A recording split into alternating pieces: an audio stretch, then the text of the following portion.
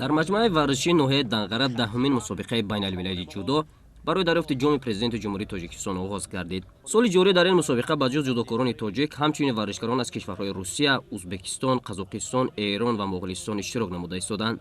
роҳбарияти ҷудои меҳан дар мусобиқаи имсола ки ҷашнист ҷоизапулиҳои ҳангуфте мондааст. барои ҷои аввал 27500 сомонӣ, зинаи дуюм 16500 сомонӣ ва барои мақоми сеюм 11000 сомонӣ тақдим карда мешавад. дар рӯзи аввали баргузории ҷудокорон дар се категория вазни миёни мардон ва ду категория вазни миёни бонувон ғолибонро муайян менамоянд. дар вазни то 60 кг нисбатан камтар 30 ҷудокор аз кишварҳои Тоҷикистон, Моғулистон, Узбекистон ва Русия барои ба дидорҳои финалӣ баромадан рақобат карданд. дар вазни то 66 кг бошад 38 ҷудокор иштирок намуд. дар баробари ҷудокорони ватанӣ се варзишгар аз кишвари Моғулистон, намояндагони Эрон ва Узбекистон барои рақобатҳои ниҳоӣ ба рӯи татамӣ баромаданд. дар рӯзи аввали мусобиқа иштирокчиёни аз ҳама зиёд дар категорияи вазни то 73 кг миёни мардон буд. 51 ҷудокори қавии меҳан ва узбеку рус барои мақомҳои фахрии мусобиқаи ҷоми президент бо ҳам дастба гиребон шуданд. бо ҳузури мухлисони зиёди вилояти Хоталон дар маҷмӯаи варзишии ноҳияи Данғара шукӯҳу шаомати мусобиқа дучанду сечанд гардид.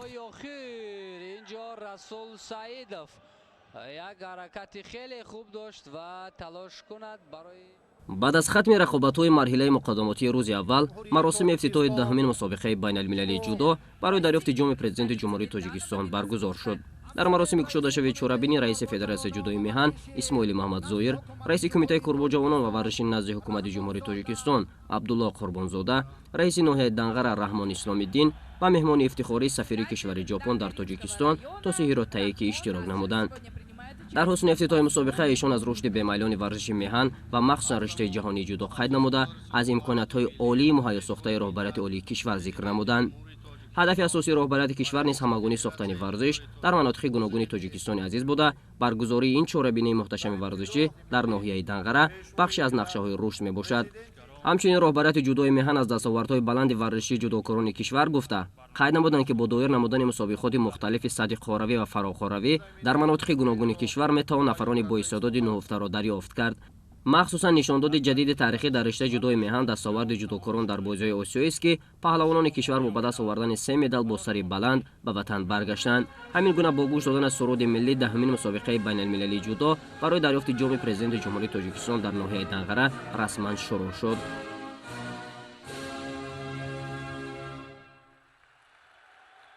сипосу ташаккур. ҳамчунин барои ҳозирин пеш аз оғоз гардидани нерӯсанҷиҳои финалӣ чорабинии фарҳангию фароғатӣ пешкаш карда шуд.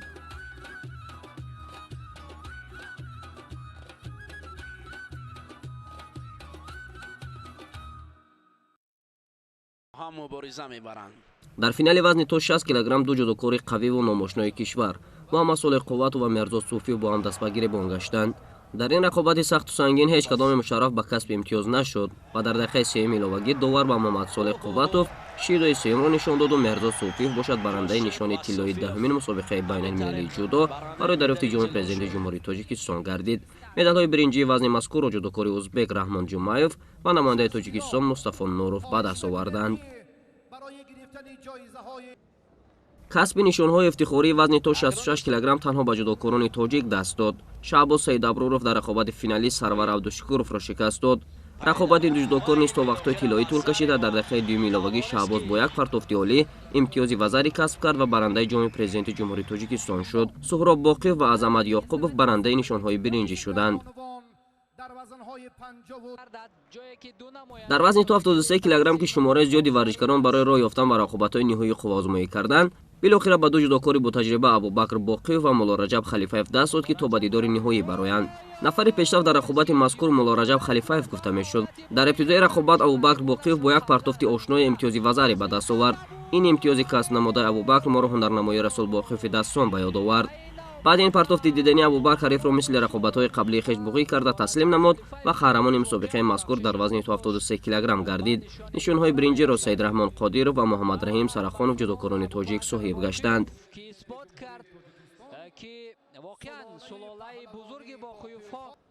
миёни бонувон ки дар мусобиқаи мазкур дар се категория барои ҷоми президент рақобат менамуданд, ду нишони тилло ба кишвари Узбекистон рафт.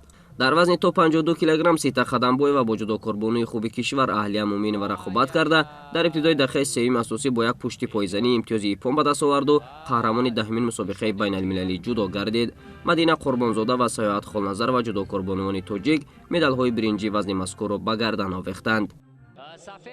дар рақобати финалии вазни то 57 килограмм ду иштирокчии хориҷӣ Нилуфар Эрманбетова аз Узбекистон ва Кан Александр аз Федератсияи Русия ки аз тими варзишгарони бетараф дар мусобиқаи мазкур иштирок мекунад, барои нишони тилло даст ба гиребони ҳам гаштанд. Намояндаи Ӯзбекистон дар ин нерӯсанҷӣ бениҳоят хуб дурахшид ва ибтидо соҳиби имтиёзи вазари гашт ва дар дақиқаи охири вақти асосӣ ҳарифро ба тахтапӯш зада пирӯзии комилро аз они хеш намуд. Ду медали биринҷиро намояндагони Тоҷикистон Шоҳида Қаландарова ва Рӯзафзун Бекназарова аз они худ карданд.